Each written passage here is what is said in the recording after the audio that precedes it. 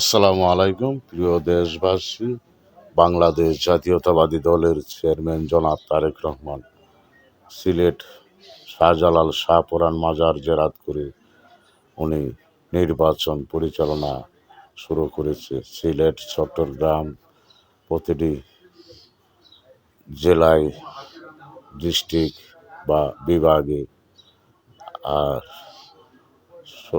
27 তারিখ মঙ্গলবার ময়মনসিংহ বিভিন্ন ডিস্ট্রিক্ট বিভাগে উনি যাবে।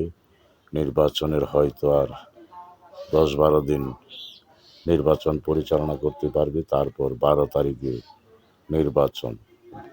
ওনার বাবা মার মতন বিশ্ব রেকর্ড করবেন।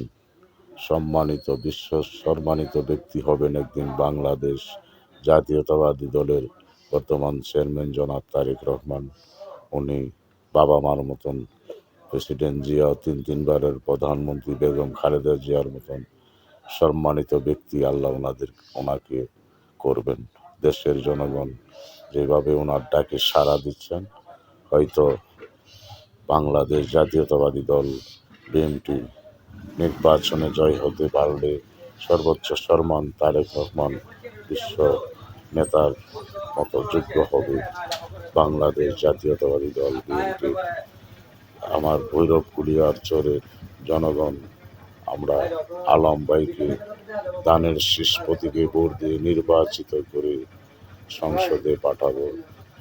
বেগম জিয়া ও প্রেসিডেন্ট জিয়াউর রহমান ছেলে তারেক রহমানের হাতকে শক্তিশালী করব। দানের শীষ প্রতীকে ভোট দিব।